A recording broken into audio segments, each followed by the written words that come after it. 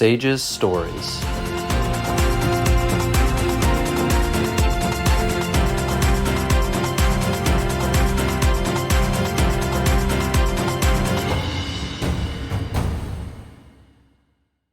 Welcome to today's episode of SAGES Stories, the official podcast of SAGES, the Society of American Gastrointestinal and Endoscopic Surgeons.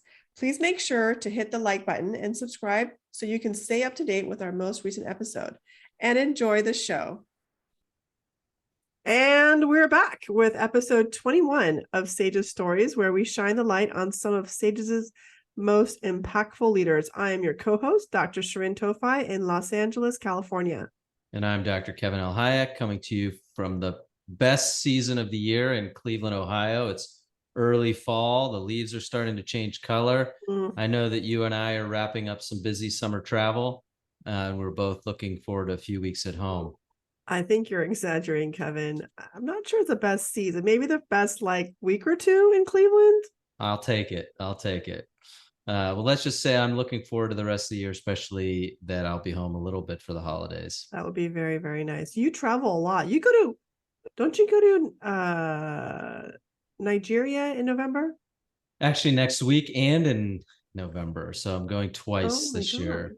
Next week with a group of University of Michigan people. We can talk a little bit about that. So that group's going next week. We'll talk about that a little bit. Nice segue for you. Fantastic. Well, we snagged our next guest while she's at home in Ann Arbor, Michigan. I'm sure you're enjoying the fall weather in the Midwest, just like you, Kevin. We're delighted to have Dr. Dana Telem. She is our guest today on SAGES Stories. She is a tenured professor of surgery and the Laser Greenfield Professor and Chief of General Surgery at the University of Michigan. She oversees, check this out, 7 surgical divisions, 44 surgeons and counting, and over 100 staff. And let me tell you, this division was not like this before she came. It has become so robust because of Dr. Telem and her visionary leadership. She also serves as the Vice Chair of Quality and Safety.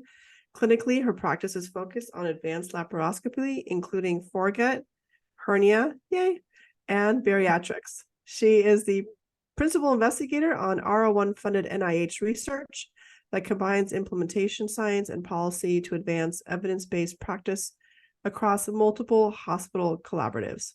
We hope to delve into this much more today. Dr. Telem has authored over 170 peer-reviewed publications. She serves as associate editor for not 1, not 2, but 4 specialty journals. She is the vice president of SAGES, was elected to the American Surgical Association in 2022, which, for those of you who may not know, is the most elite society we have for surgeons. That's a mouthful.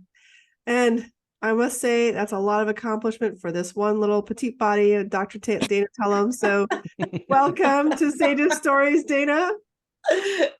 Oh my God, you're too funny. Thank you so much. I love being here. No, I thank you so much for coming. I totally resonated with the fall comment. I think California has definitely its upside, but I can't get rid of the seasons. But if you catch me around February right here, then it's like at the nadir. So you got to enjoy the good times when you have it. Lots of roller coasters, but pretty awesome. And I think it's more than a couple weeks. I mean, it's probably you're being a little bit harsh on us there, Shirin. Let me tell you, I just got back from Austin at the American Hernia Society meeting. California weather is really nice. Yeah, it is. We'll give you that. Yes. Well, Dana, to start, we always like hearing about the early years of our guests. So where did you grow up, and what were some highlights on your journey to becoming a physician? Oh, thanks. Gosh, thinking back that far every single year, it seems harder and harder to think back that far and kind of how to get there. So I grew up actually in Cherry Hill, New Jersey. I was born in Philadelphia. My parents had immigrated to this country in the 1970s. My mom is Hungarian. My dad is Israeli. So we had a very, very tight-knit family. My biggest joke is that my high school was farther from my house than was my college, and then was my medical school. So I was totally going you kept in the wrong going direction. Closer and closer. Totally. And I was worried that like, if I didn't get myself out of the Philadelphia area by the time I hit residency, it was just going to be all over and I was going to be living with my parents for the rest of my life. So took that huge leap and managed to go an hour and a half north to New York City, which was a big deal. And then, spent the rest of my time sort of on the East Coast, and then somehow by happenstance ended up in the Midwest, despite having, I don't think, ever visited Ann Arbor or been in Michigan in my entire life until the day I moved in for Wow. for my job. So that was a little bit of a leap of faith, but it was a great upbringing. Have a sister and a brother. My brother is a lawyer and he has a partner, and they live in New York City, this delightfully grand lifestyle. And my sister is in the education kind of biz, and she's hanging out in Philadelphia also with my parents. So everybody's still on the East Coast. And how were you inspired to get into medicine? Oh, my mom, being the delightful immigrant parents that they were, taught me I had two choices in life, doctor and lawyer, and pick one. But lucky for me, I actually fell in love with medicine in general. And I actually wasn't sure which route I would take. When I was in college, I was actually, sounds weird to think about now, but very much in between either getting a PhD in evolutionary biology. I loved fast and slow, rates of mutation. That was my undergrad degree, was evolution, organismic and evolutionary. Yeah. It was a very, huge misnomer that evolution is slow. It's not. It's fast and slow, and there's so many cool things to do. And then, I hemmed and hawed with it a little bit, and then decided that a medical degree would give me a little bit more versatility depending on what I ended up wanting to do, and then somehow ended up a surgeon. But that was a different journey. But I just kind of fell in love with discovery and innovation and finding out new things, and how do you have impact and help people on the individual level, and and all the kind of levels. And I found that to bring great meaning. That's great. And so just go through so you went high school further, and then where did you go undergrad then? And then I went to University of Pennsylvania for undergrad, and then Jefferson for medical school. Okay. I didn't know you were an evolutionary biology major. I was. Here you also? Yeah, I was. Yeah, I don't. Were you sure? I was biology. It used to they didn't have other option, but can you hear me? Yeah. Yeah. I was biology, but my favorite class was evolutionary biology. If they had an option, I would have done that for sure. What are the odds of that? Like, this is, right? to me, this is crazy. Well, we are all surgeons. I mean, it's. I think it was kind of. Niche. It is a niche. It was a niche within a niche. Yeah. It was Mine was organismic and evolutionary biology. That was OEB was the niche. Yeah. So. Yeah. We didn't have like quite the niche. So we did, I did biology with a focus on computational science. So like kind of computer science and biology to model population. I tried to go the computer science route, and I learned very quickly that I couldn't stay up coding at 4 a.m. and editor's note, wimp, be an athlete as well. It was not a good combination. My dad's like, you have to go into computer science. It also the son of immigrants, and I knew that very much pushed for us to work very hard and make sure we were ahead of everything. As I know Sharon, same deal. Yeah. Well, there's no backup plan, right? Like there's no plan B, exactly. And they know there's no plan B. And they're like, you need plan A, and we're going to give you plan A, and that's and that's about it. Well, that's too funny. Anyway, like listening to myself, one thing I realized, I was not cool in college or in high school. Like as I'm kind of like talking about all this, I didn't have the issue with coding at 4 a.m. athletics. I don't have an athletic bone in my body. but it's now you're in Michigan, where athletics is a huge deal. You get to. I can watch it. I can watch it. I just can't do it. So you kind of alluded to the multiple cities. So Philly, New York, spent a little bit of time in Boston, now Ann Arbor. So definitely made a couple different moves. So right off the bat, which city is your favorite, and why? Oh, Philly. It's so gritty. It's so real. There's just so much truth in that city. really down to earth, like very Love it. direct, very raw place. And I just appreciate that very, very much. And, you know, there's no way to get out of Philly without having really thick skin, which was super protective for surgical residency and pretty much life. So hands down, Philly. Okay. Love it. All right. Love it. Yeah, it's fun to have you on the podcast. You're another superstar from the 2011 to 2012 MIS Fellows class. We recently had on Ross Goldberg, and of course, your name has come up several times by many of our guests. The funny thing about that year for me is that you weren't actually able to make it to the Fellows course in Arizona. No. Yeah, I couldn't go. But based on how influential you were that year and beyond, for the longest time, I thought you were there. I was like, oh yeah, remember when you were at you're like, no, actually, I couldn't go, and it was such a funny thing because I think for like 5 years I was like, oh yeah, Dana, she was at the Fellows course. We like hung out for like a week, and you weren't there.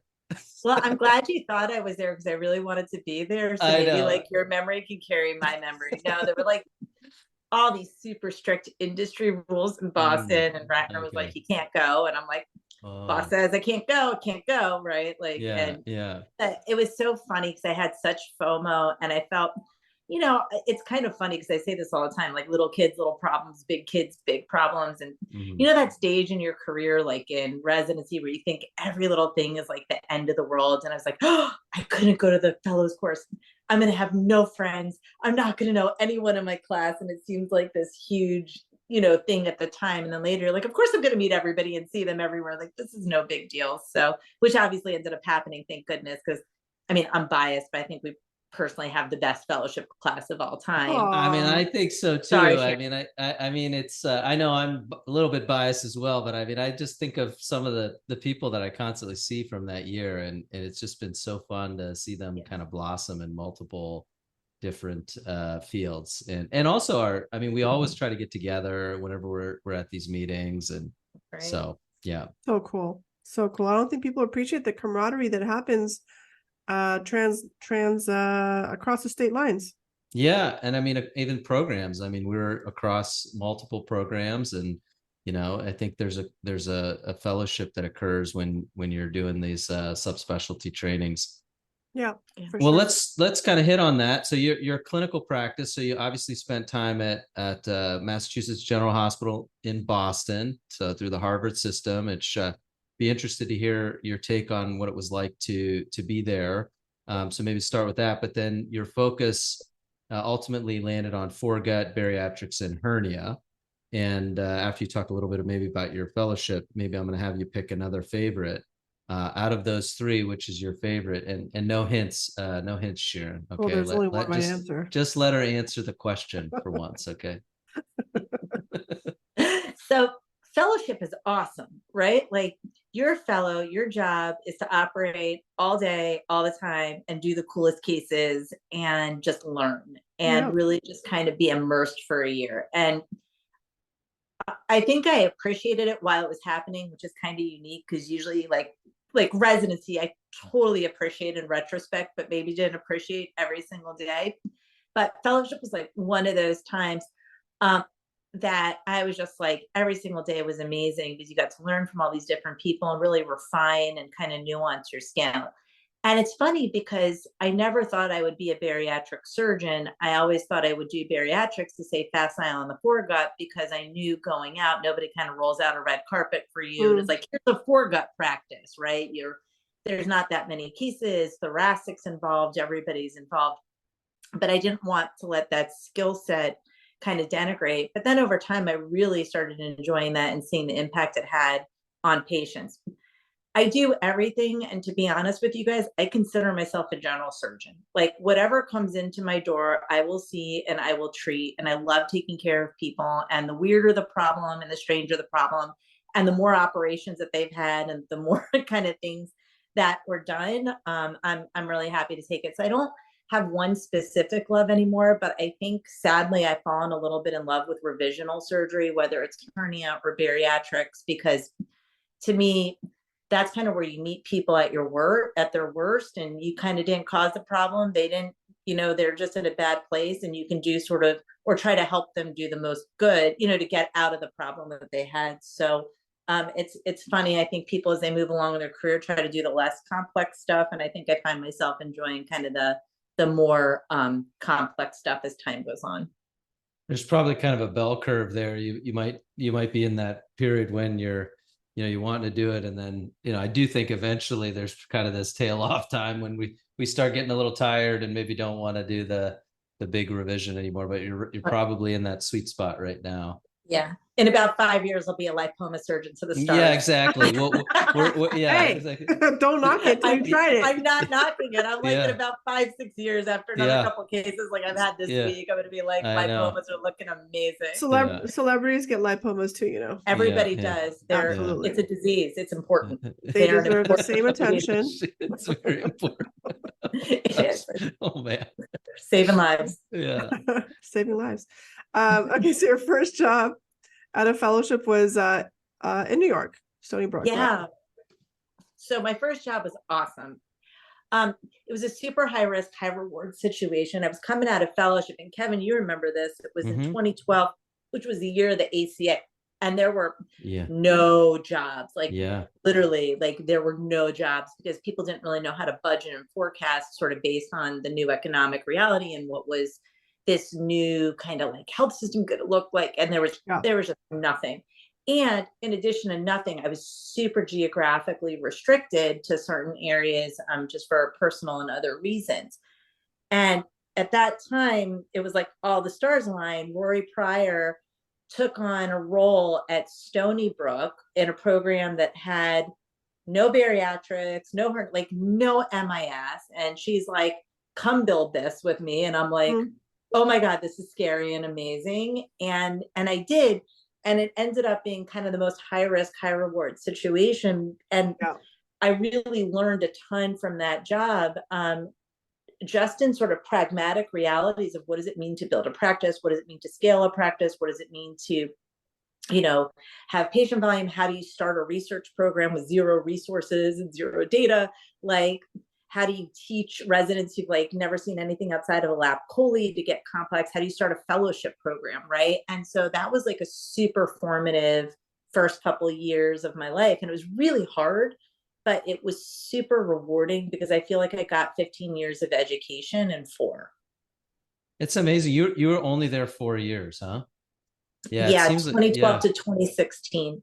Yeah. And I mean, I remember your time there. I mean, you were doing so much, and as you mentioned, settled at University of Michigan, and you're not only replicating what you did there, but taking it to the next level. You also founded a fellowship program at University of Michigan.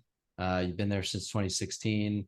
So talk a little bit about the decision to move there, and then also, clearly you applied a lot of the lessons you learned from Stony Brook and have taken U of M to the next level on the MIS front for sure.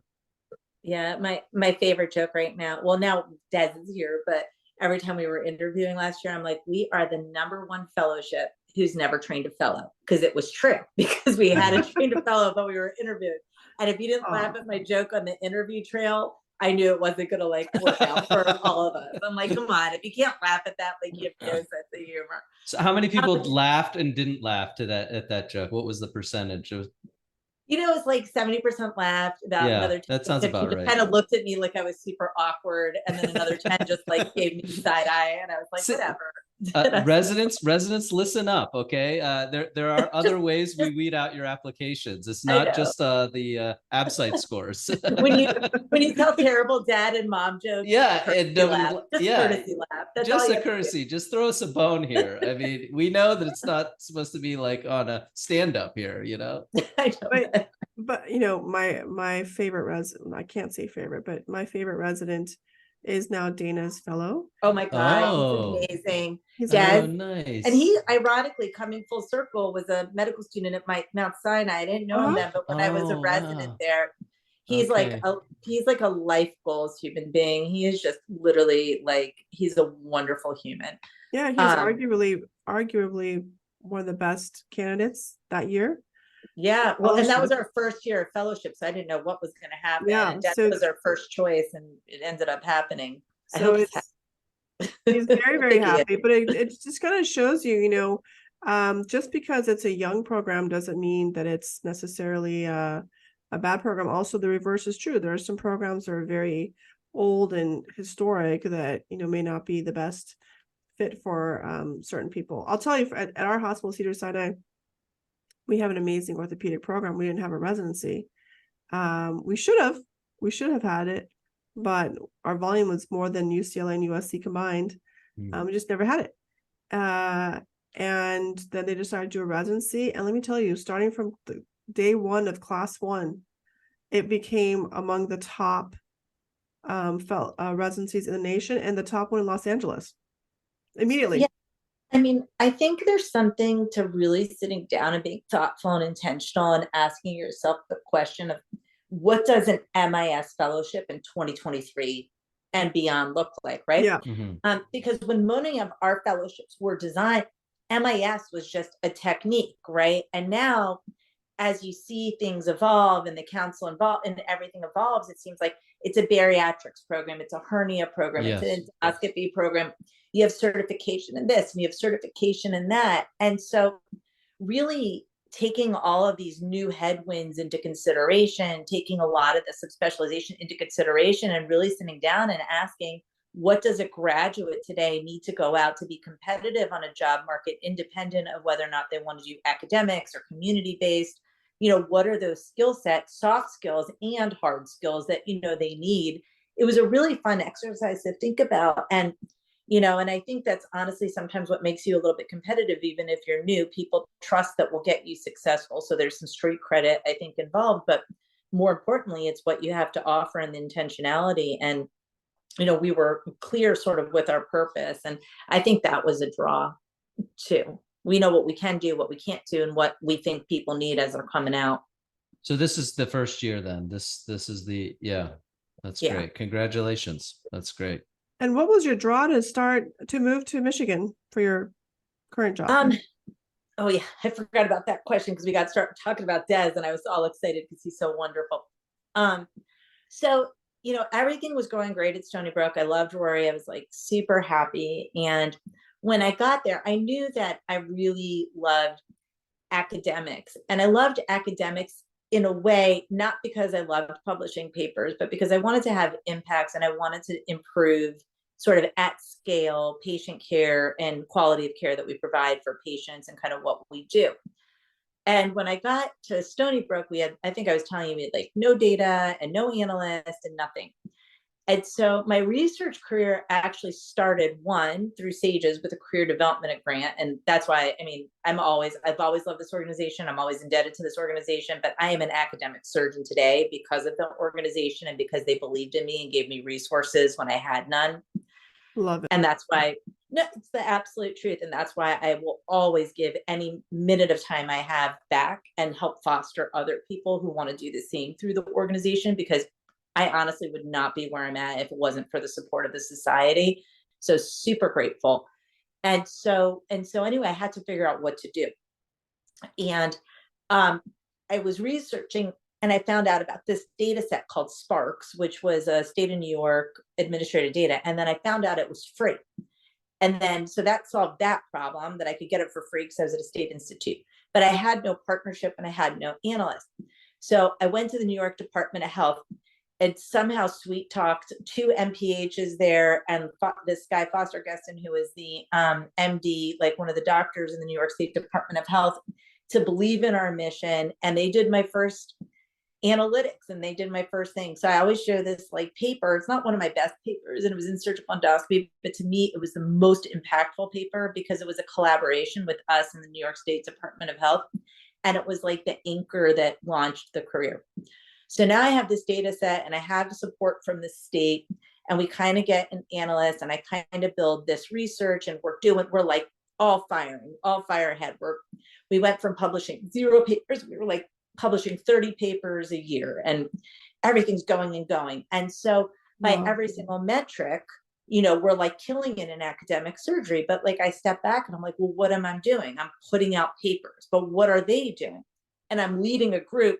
But I need mentorship because I'm not being able to do sort of the impactful work that I want to do. So I'm like, all right, I'm going to get an MPH. So then I went and I got an MPH, delightful degree. Fun fact, it ended up being an executive master's in healthcare management at Columbia, which was awesome, but not the MPH I thought I was getting. But fun fact, it gave me a ton of skills that I use now in my daily life, like because it was more, it was, I'm sure it was more like business accounting related. and help, right? Like who knew I needed Yeah, it? yeah. But it See, it ended up knew, being, yeah. it ended up being the degree I never knew I needed, which was super 10 helpful. years later, yeah, but or not whatever. the intended, exactly, not the intended. All life is like happenstance, luck, and circumstance, right? So then so what happened? I just realized I wasn't kind of having impact, but my work was getting like a little bit noticed, just because like there was a lot of it. I didn't particularly think it was very good, but there was a lot of it.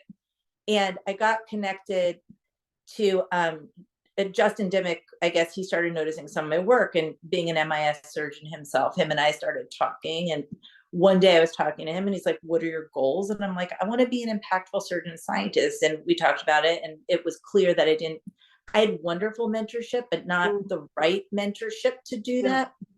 And when I was looking like, well, who is changing the world? I mean, it was Michigan. Everything that was coming out of there, and the Center for Health Outcomes and Policy was having large scale impact and effect at policy level, at providers, and what we were doing. And I'm like, oh my God, I need to go learn from them. And then I was lucky enough that, they offered me, I didn't really apply for a job. Justin's like, do you want to come work here? And I'm like, I got to think about it. And then I ended up coming. And when I showed up, they're like, we need people to do these types of operations. I'm like, I don't care what operations you need me to do. I'm a general surgeon. I'll do whatever you need me to do. And sort of the rest is history. And it was a hard move, because I loved Rory and I loved Stony Brook, and it was like really great. But for my academic career, it was the right move, because I think I learned exponentially how to, translate work into action, which is ultimately what I wanted to do. And was it your experience in Michigan that kind of helped fuel all your leadership development and interest in that research field? 100%. So, this is like the craziest story, but I sat down, my first day, I was like at Michigan, I had such imposter syndrome because everybody there was so smart. And I just felt like so stupid. And I'm like, oh my God, they're going to find me out at any given time. Like, I'm just like, this is a ridiculous situation. So no, it's true. So I was sitting in, I'll tell a terrible story about that in a second, but like I was sitting in Justin's office, and he sat down to me and he's like, well, what's going to be your niche? And I'm like, I do health services research. He's like, everybody does health services research. He's like, what are you going to do? And I was like, I'd actually never thought about that, right? Like no one had actually ever pressed me on that, because we were just churning. And I mean, this talks about mindfulness. We're just churning and churning and churning. I never actually stopped and said, well, what do I want to do? What do I want to study? What is interesting to me? And that's when I fell in love. Sharon, we talked about this a little bit ago with what's called implementation science, which is really trying to understand and bridge the gap between evidence and action. And it was like such a sweet spot and such a fit for me, because I don't know how you feel, Kevin, but like I'm always so frustrated. I'm like, we know what the right thing to do is, and we're not doing the right things. All of our patients can't be snowflakes and unicorns. Like, we need to do these things. And then how do you get sort of the sustained behavior change? And that was just a natural fit for me. And since then, like, the things that I love are thinking about implementation trials and how do you get evidence-based practice into actual practice, both at an organizational, but really also at scale.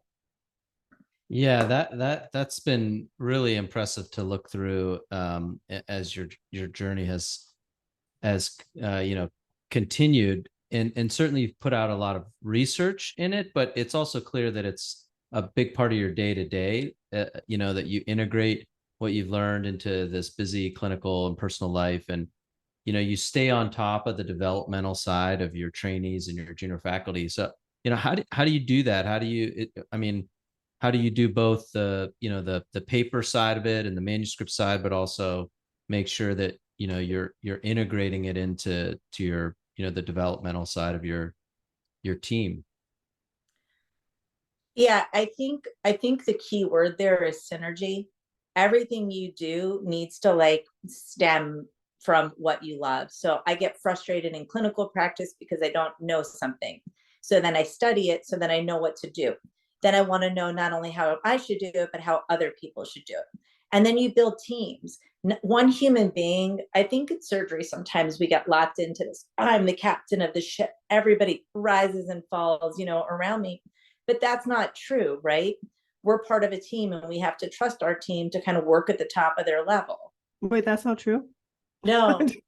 I mean, it is. Wait a minute. I've been trying that for it is if you're being sued, unfortunately. But oh gosh, yeah, exactly. Yeah, good point. Yeah, sued, it is, but like in reality, it's not. Damn it. But I've been doing this wrong for 10. I wish we had done this. We should have started SAGES stories 10 years ago. I would have saved so much time. Yeah. But the key is finding great people, like surrounding yourself with them and empowering them and staying out of their way to do great things. And the only reason you can do stuff is if you're a multiplier and have everybody doing stuff around you. And to do that requires shared purpose. Everybody has to kind of believe in the end goal that you're trying to achieve, and followership. And I don't mean followership like people follow you around, but people believe that you're going to take care of them. And you mean not like Instagram followers? God, no, I don't even know how to spell. Those are very important. Don't knock it. TikToks, Instagrams, forget it. Sorry, I just pluralize. I mean, I'm like that old dinosaur now. I just pluralize like a social media platform. I'm like the Instagrams and the TikToks. Like this is terrible. It's all this craziness. The kids these days. The TikTok. Yeah, there's TikTokers and I don't even know if people are dancing. No. But I mean, I think that's the key. I think sometimes people view success as a zero-sum game, and that if somebody else is successful, like somehow it diminishes your success. But I think if you break that mindset and you're really open that everybody can have success, and that you kind of really build as a team and you make people successful around you, like you can accomplish anything. And then if you create work that impacts every touch point, like impacts your clinical work, impacts your administrative work, impacts your research work, then it doesn't really feel like work, right? You're just fixing problems. And sometimes they're at scale with one data set, sometimes they're in the section with another data set, and sometimes they're in a clinic with an individual, but it's all sort of the same. Do you relate to that, Kevin? I feel like every institution is run in its own way, and Dana and her chair, Justin Dimmick, seem to be on the same wavelength. Yeah, and that's what makes their system so successful. Yeah, I mean, I completely resonate with that, and I mean, we're much smaller ship, and but there's certain things that you mentioned that I'm trying to replicate with a small team where the clinical work feeds into the research work, feeds into the developmental work that allows the and I mean, I kind of joke about this, but it's like I think all of us are kind of at that point where we don't need more like lines on our CV. Like we don't need, I mean, we're all kind of publishing and doing great in that regard, but someone else does, and someone else needs to build theirs. And so if we can find a way to say, well, I can help you along the way and help you build this up, and this team starts to develop at the same time. I mean, I love the concept of implementation science, and I love the description of it. It's certainly not something that I was too familiar with as a concept, but I mean, you're familiar with it as a frustration, but not as a like scientific effort. But I love hearing that story. It was actually one of my questions for later was how you gotten involved in it. It's fantastic. It's a great story, and I think everyone listening would be able to resonate with sort of understanding where that cognitive dissonance is between knowing how to do something or knowing what's supposed to be done and then like what actually happens. Well, and I think if there's like any burgeoning administrators or healthcare health services researchers, I really think that like our next generation of research, it's not enough to identify a gap, that you have to identify the gap in the context of how you're going to fix the gap. So like papers that are like, well, blacks versus whites have this, or females versus males have this. Well, okay. And like, Do you know what I mean? Like, that's like very 15 years. And what are you going to do about it? Like, you identify gaps. So there really needs to be sort of an understanding of like, and plan about that, because otherwise we're just generating and churning, but like, we're not really sure like how to actually enact change and like change practice and kind of what are the things that actually matter. I think I told Sharon this story a while ago, so I'm sorry to repeat myself, but like, I'll tell you some of the things that are like super, an example of why this is so important and like figuring this out. It was like kind of this aha moment for me with like research, which was, in 2020, amazing year, we started a hernia registry in the state of Michigan. So Michigan's like a super unique place because we have insurance sponsored collaboratives. So 72 hospitals voluntarily in the state of Michigan report data at a population level that's abstracted both for QI and then you can use for research purposes under a data use agreement where everybody has to be identified. So our big one is called the Michigan Surgical Quality Collaborative, which abstracts data. I think we were looking at it from like 1,500 surgeons across the state and, for various different conditions. And in 2020, I created kind of like a spinoff of that, which was the MSQC Core, which is our hernia collaborative and registry, which had nuanced variables, but it was really cool because it's not surgeon entered, it's abstracted. So data abstractors just go at random and pull from the population a representative sample to figure out kind of what are we doing as a state and how are our outcomes as a state. So one of the things that we noticed when we started doing this before the Medicare changes, of course, Medicare kind of fixed this for us, was that, and Sharon, I'm sure you're not going to be shocked by this, there was a high level of missingness for hernia size and like mesh. So like all of these op notes, they were being abstracted. And our level of missingness, they're like, we did a hernia repair. It was done. Had hole, closed hole. Hernia was repaired. Hernia, and a mesh hernia was identified. Hernia identified. Hernia closed. And so, all kidding aside, that was like a high, like we had like a 40%. I'm like, how can we have a 40% missingness rate for like 40%? A standard of care variable? Like this should never be missing. Like this is the crux of the operation. Like what size is the hernia and what size is the mesh? I mean, it's exactly, like just... I mean, it's really, we're not even talking about, like, I would just settle for even just knowing what the hernia size was. So or where it is. I know. We started this like statewide initiative. We're like, we're going to fix this. We're going to put out these synoptic op notes. We're going to help surgeons. We didn't talk to anybody. We just decided that this was going to be the fix. So we put out these synoptic op notes, and lo and behold, in the sites that we had put these op notes in, the rate of missingness dropped to like 5%. And then in these other sites, it was still at 40. And I'm like, we are amazing. This is the best intervention. Let's totally scale this. But before I did it, I had one of our research assistants, who's actually at Stanford now, Leah Delaney. She's a surgery resident. She's amazing. I'm like, why don't you call and get some information and interview the surgeons to figure out how we can best implement this op note in other places? Fun fact, none of them had even heard of the op note. Like none of them, not one of them. They were like, wait, what? They're like, oh, we had that. They're like, oh, we tried that once. It was impossible to use. And what had happened was we had convinced the abstractors that this was really important. They were browbeating the surgeons involved to get the data, but the op note was like never a factor.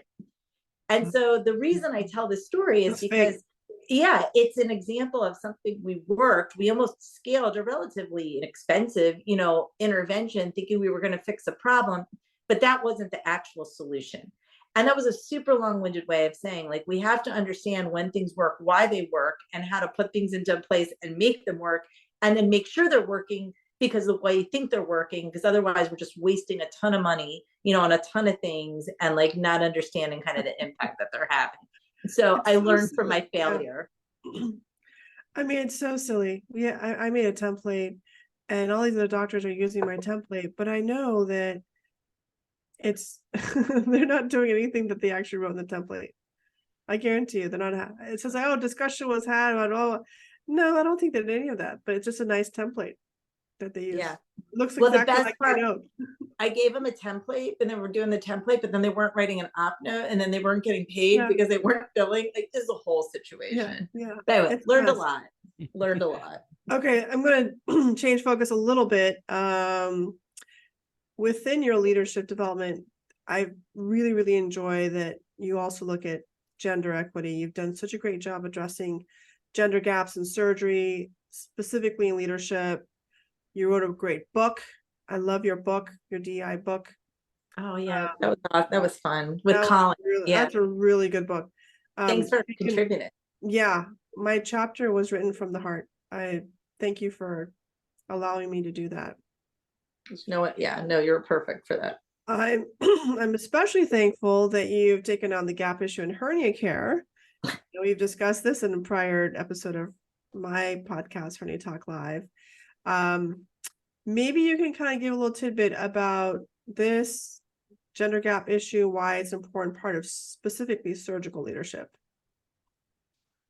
You know, I think, I mean, it's not just me. I think about 4 or 5 years, it was Caprice Greenberg and the NIH, and they're like came out with this whole concept around sex as a biological variable, and also thinking about race and historically marginalized populations. And the reason that's important is that all of our standards, data, ranges, treatments are really based on sort of a monolithic or homogenous population, and it has greater impact. I think you might have seen some of the New England Journal of Medicine work that was looking at pulse oximeters and Black patients and having lower, rates, even though, and then resulting in overtreatment. There's a ton of data on under and over treatment in cancer care, vascular surgery care for different populations, and then differentials in outcomes. And I think it's extraordinarily important, the same way that we think about how do you put evidence into practice, how do you assure equity in the evidence that you're putting into practice, because kind of garbage in, garbage out. And so I think hernia is like a perfect example of a field where we know there's inequity for females. We know females do worse, but we just are like, yeah, females do worse. And we just kind of stop there. And I don't think it's surprising. Yeah. I mean, if you just look at inguinal hernia, if you look at the 4 or 5 formative RCTs that drive all of the care we do and all of the recommendations we make for inguinal hernia, the watchful waiting, and then the follow-ups, and then the VA study about laparoscopic versus open. In all of those 5 studies, which is what every guideline is based on, that are actually followed for the most part, all of those studies included, I think, 7 females total, or maybe 17 females total. And they're all like ASA 1 or 2 white males, right? And so thousands of males, 7 females. Yeah, and very few persons of color or different socioeconomic status. So like, how can you expect to extrapolate data from one population to other populations that you don't study? And so, Des went and presented for me at HS. I'm sorry I couldn't go down and see you. I had some last minute stuff. You did a great job.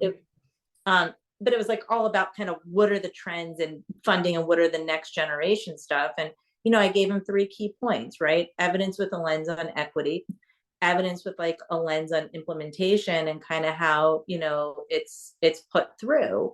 And then kind of, I'm not going to use the word AI because everybody uses the word AI, but just kind of. You just used it.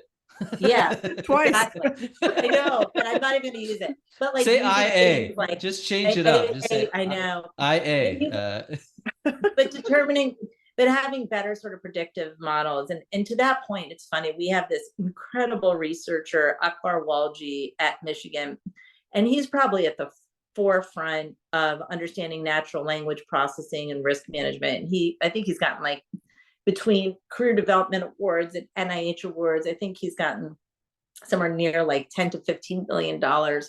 And some of the projects that he's looking at is sort of how do you use natural language processing in low resource countries like in Africa to replace pathologists, right? So that that you have under resourcing, that you need things read.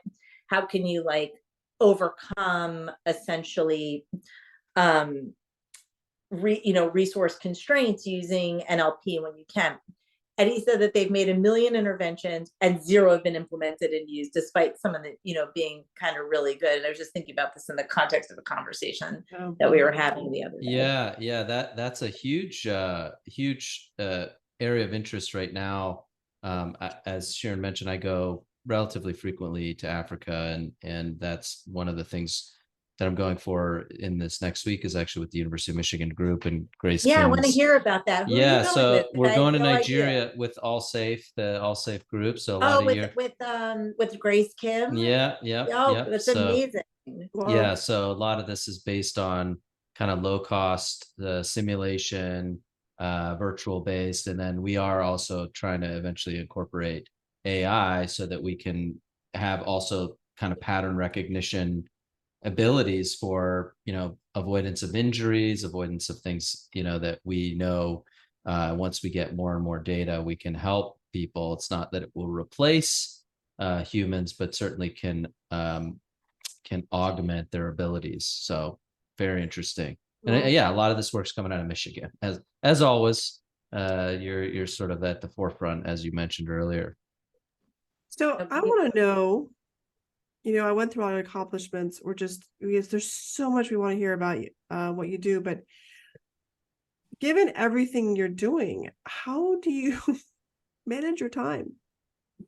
Oh my God. I don't know what I have the best life ever. I really do. I feel like I'm very blessed. I have a job that sort of prioritizes family and everything. So we don't do a lot of 5 p.m., 6 p.m., 7 p.m. type meetings that I think can really hinder or get in the way. Those podcasts. Yeah, this podcast is at 7 p.m. No. Eastern time, by the way. But Sorry. this is joyful for me. Okay. And it's just about kind of like, I guess it's just not compartmentalizing, but just being really efficient with time. So when I'm at work, right? I think a lot of time, sometimes we're inefficient with time because we have like little gaps of procrastination. So if I'm in between OR cases and I have a long turnover, instead of getting frustrated, I'll review a paper. If instead of getting frustrated, I'll edit something. Instead of getting frustrated, I'll do something, which means I don't have to do it later.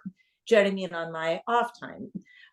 When I'm, that's a huge hack, and I've recently recognized that too. Yeah, I mean, just walk away, pick up a paper, do something. Yeah, and it's taken me a lot longer to realize, like, don't stew, just find something else. And you're right, then it takes it away from your later work. I'm actually annoyed when my OR turnover times are like really good now. I'm like, come on, guys, I needed this hour to get this paper done. I'm like, what are you doing? Now we're going to be efficient today, but I have all these deadlines, coming up. That's great. I was counting on a 2.5 hour turnover. Like, what is this? I'm like, today's efficiency day. Like, come on, people. No. But use time wisely, use time efficiently and build a team. If you micromanage everything and expect that you need to do everything, you're never going to do it. Pick good people, surround yourself with good people, let them shine, and then be there to support them, when they need you. And some weeks are really bad and some weeks are really, good. One of the things I got into the habit of, which I never did before, but I was a little bit in the weeds, like when I took over this new job, because it was pretty big and I was just getting used to everything. And then you start getting used to things, what's a fire, what's not a fire, what can wait, what, needs to be addressed right away. But I started carving out like specific times and setting aside like a time Thursday afternoon, like I'm going to block 3 hours and I'm going to write, or I'm going to edit, or I'm going to be there for my mentees during this time. And the natural inclination is to fill that time. But I think also what you learn over time is not every single meeting needs to happen within a week. So what was happening, for instance, is every medical student, every single person who wanted to meet with me, we were putting on like right away. And I'm like, you know what? If a medical student waits 2 weeks instead of 7 days, like nothing bad is going to happen. And then the other thing is like being thoughtful about what can be meetings and what can be emails, and like limiting meetings that don't need to be meetings. And then most meetings don't need an hour. You can be done in 30 minutes if you're thoughtful. And if you come with an agenda and you come with like the 1 or 2 things that you're trying to solve as part of that meeting. So again, I think it's just about maximizing kind of efficiency with the time that you have. And then when I'm home. Like I won't answer, like when I'm with my kiddos and like I'm home, like from whatever time that is to when they go to bed, like that's what I do. And then if there's stuff, then I'll pick it back up after. Great lessons, great tips. I know we could, again, I was just struggling on what we could focus on, given the vast amount of topics that we could go on. We could go on for hours on research, leadership, clinical fronts. But I also don't want to forget all the work you do outside of your quote unquote day job, which is all the work you've done for SAGES. So it's always fun to hear, you alluded to getting the SAGES grant early on, but when did you first join SAGES? What was your introduction to the society? I joined SAGES and I went to my first meeting when I was a PGY3. And my first introduction to the society was, I was like really blessed to be at Mount Sinai with Barry Sulkey and Dan Herron and Brian Jacob and people who just loved the organization and was like, you need to get involved with this organization. And from the first meeting, I was totally hooked. I thought it was fun.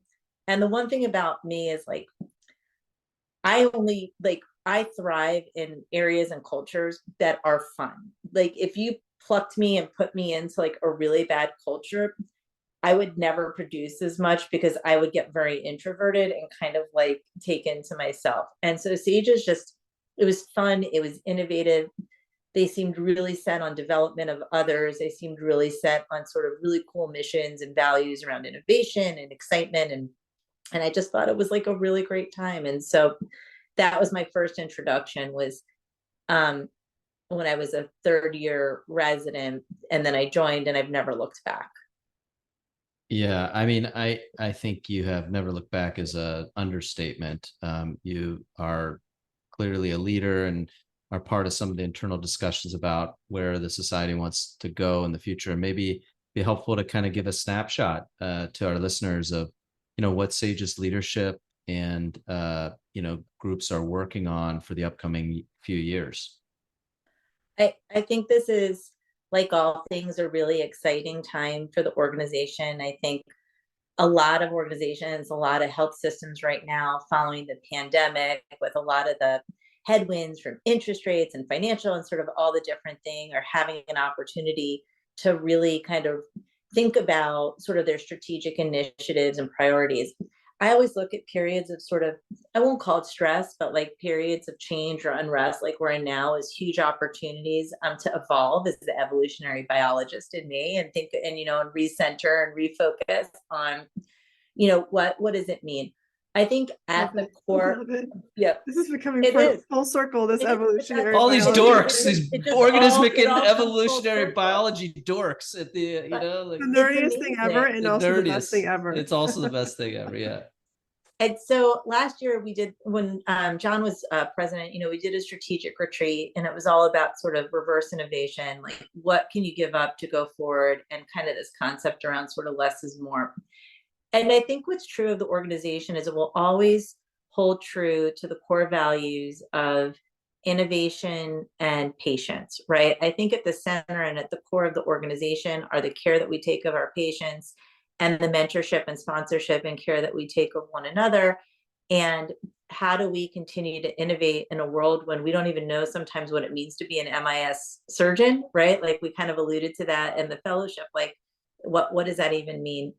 And so thinking about Pat's leadership and sort of big initiatives moving forward, I think that focusing on sort of the environmental impact of what we're doing and the green OR, and green is going to be a really huge thing. I think a continued lens on equity, inclusion, and minimally invasive therapies and in other areas, and helping to expand that to other countries, safe surgery across the globe will always be really important.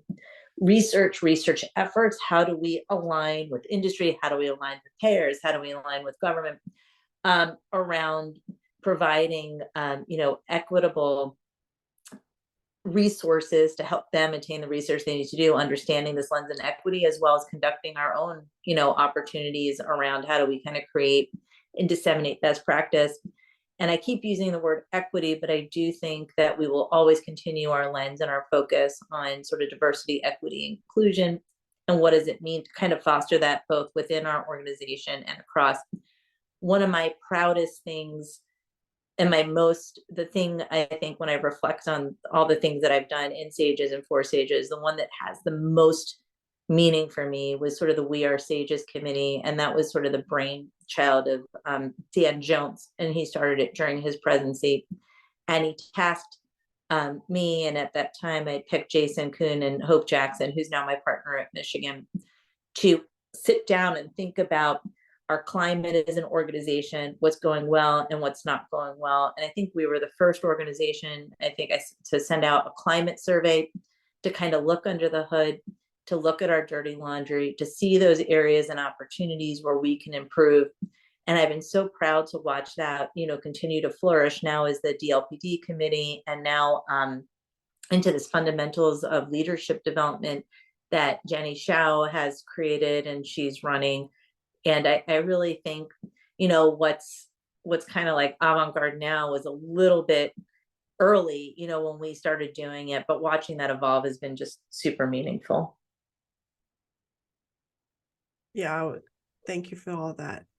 We're getting towards the end of the podcast. And of course, we can't complete an episode of Sages Stories without hearing the "We Are the Sages" moment from our guest. We are the sages. Sing it, everybody. We are the ones who make it brighter days, so let's start treating. Have you had a good time tonight? There's a choice we make. We got a lot more coming. We are good dancing, singing lives. It's true. Let's give a big hand for Sages Far East. Give them a big hand. So for this portion, we like to hear your favorite Sages moment. Before you say what it is, let me share you a funny story from the meeting that you program chaired. So in 2021, you and Adnan Al-Saidi, you were the program chairs for SAGES 2021 in Las Vegas, Nevada, which was really the first in-person meeting coming back after the pandemic. And of course, Las Vegas would be the first choice to be there during the pandemic. Yeah. So get it all out there. I showed up at a very early morning session. I'm like walking to the session while half the hotel is walking to their hotel room. Finally, and for some reason, I chose to wear this extremely bright red lipstick. Kevin, you can't relate to this. I cannot. But I was wearing a mask. And I had to go up there and speak. And I took off my mask to do my speech and my talk. And then I put the mask on and went back to my seat. And I had the mask on for the rest of the day, not knowing that my entire face, oh my gosh, from below my nose down to my chin, was just red lipstick everywhere because the mask had spread it all, even though technically it was one of those like smudge proof lipsticks. So I literally gave a talk, and it may be on YouTube pretty soon. I don't know. At the SAGES meeting that you chaired, with lipstick all over my face. But on that note, Dana, what was your favorite SAGES story? So it's super from a meeting. Oh my gosh, it's a super unfair question because probably 90% I can't actually tell on them. No, oh yeah, it is. Oh yes, you can. Oh no, I can't. No, I'm just kidding. You have competition for sure. Yeah, you definitely have competition in that regard. Yeah. You know what? We're gonna keep this G-rated. Yeah. Today. Okay, we are. Okay, perfect. It's G minus. It's okay. It's G minus. Oh my gosh. This is gonna sound really kind of lame, but it's totally true. But actually, being program chair at that meeting was my favorite SAGES moment of any SAGES meeting, and watching like a year's worth of hard work and weekly, bi-weekly meetings and picking topics and having this vision and wanting to make your president happy and wanting people to have a good time under the pressure of the pandemic, and then not knowing if people were going to come, and then thinking we were going to have to shut down the meeting because there was that second wave of Delta COVID. Oh my gosh. And so honestly, getting off the plane in Las Vegas and just walking into that meeting and having a meeting after like literally being on the brink, wondering if we were going to shut down and wondering if we were going to get canceled because, do you know what I mean? There were so many watchdog groups about irresponsible behavior, physicians, and then wondering if anybody was going to show up. Do you know what I mean? With the Delta wave, like coming in and seeing a reasonable crowd and that people came and that the world didn't fall apart and that we were all together again. And it was the first time I felt normal in 2 years. That to me was like the best moment ever, like being at that president's reception on the first night and human beings were there and the meeting was happening. And I just took a deep breath and I sighed and I'm like, oh my God, it's going to happen. Yeah. And it's going to be okay. Like, it's going to be okay. Yeah. And that feeling of like, it's going to be okay was like transcendent from that meeting upwards, because, you know, that last 2 years, I mean, it was not okay, you know, for a long time. And I just remember being like, we're gonna be okay. And and so I know it's not as exciting. No, that's a great but it was dicey. Moment. It was dicey to the last minute. Yeah. I remember telling Adnan, well, even if it's just you and me, we're gonna put on a good meeting for just you and me, and we're gonna walk around and we're gonna have a good time. Yeah, you were both very stately. I would say, just really had a complete control and omnipresence in that meeting. It was very cool. Yeah. Well, before we go, maybe you can give us a name for a future guest. We'd like to give our guests an opportunity to promote someone and you know, encourage someone to potentially be a Sages Stories guest, especially since you've been named. I started to lose count of how many people named you. So really? Yeah. Oh gosh, that's like a super humbling thing. So I have like 50 names I could give you. So tell me what kind of. Just give us one name. I mean, just like first one that comes to your. I mean, this is it's kind of a up and coming / you know, storied leaders. Well, I mean, we go back and forth. I mean, we try to mix it up. Up and coming, and I'm not biased just because she's at Michigan, because she's only been there for like a month. But I would talk to Jenny Shao, because I really think she has. Okay. I think she's done some really amazing with this fundamental leadership development course, and she's also really pushing the envelope kind of in hernia surgery and robotics. And I think she has like a really thoughtful approach to many different aspects. She has like a really cool personal story. Like she's just awesome. And so I would consider her. And then I'm like, can I plug all of my Michigan people? Because they're all amazing. You know, Annie Ellers, who's my mentee and awesome. You know, Sharon, she'd be somebody good to have on Hernia Talk too. She's already on. Love it. Yeah, I think she said that she was you know, if you want to talk to somebody who is spending her career trying to study sex as a biological variable in clinical trials, it's, you know. I already got her on. She's scheduled. Well, then those are great and suggestions. And Adnan, yeah, he's coming. And if you haven't talked to Leanne Feldman yet, we got her. Oh, perfect. Yep, you got her. I'm like, she's just like, we snagged her, and then she had already been featured in the Cold Steel podcast. So we were like a day late and $1 short, and so we ended up ours was better. Ours was better, I think, but I'm sure it was. She's just delightful. So I'm sure you've got like all the you know, kind of, it's hard because you know who all the leadership is. Right. I'm just trying to think of that's great good. Stories. Everyone has such great stories. And Courtney Collins, she's really cool too. I don't know if you had her sharing on Hernia Talk or Sages Stories. She's on my list.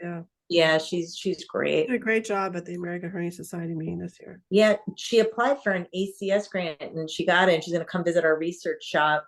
The ACS grant was to like come visit different like research places and come look, because I love her drive and I love her jam. She's really into like female and LGBTQ and like patient experience and kind of all like What? Is she Maine? No, she's at Ohio State. Ohio State, yes. Yeah, it may as well be Maine. There's, you know. Yeah, no, you're right. I know. Well, I was waiting for that. Yeah, like, it doesn't really matter. It could be anywhere. It's not really Michigan. It's not south. Here. It's south. It may be 2 hours south from here. Yeah. There may be no love lost between the two, but there's probably no love lost, but. Well, listen, we can't thank you enough for sharing this time with us. We know that your time is precious, and it's are you kidding? I was so looking forward to this. This is one of the true blessings we've gotten out of this podcast, is just getting to sit down, albeit virtually, and hear from such a diverse group of Sages leaders with passions that they really are truly changing the landscape of Yeah. surgical culture and improving patient outcomes, like you said. And I know we'll listen back on this in a few years and reflect on the great lessons that you shared with us today. So thanks so much, Dana. Oh, thanks, guys. It was so great seeing you. I was like super great being here, and this was just great. Thank you so much. You're welcome. Have a great night. Have a great night, guys. Take care. And that wraps up today's episode of Sages Stories. You can view the show notes for any links to sites we referenced today.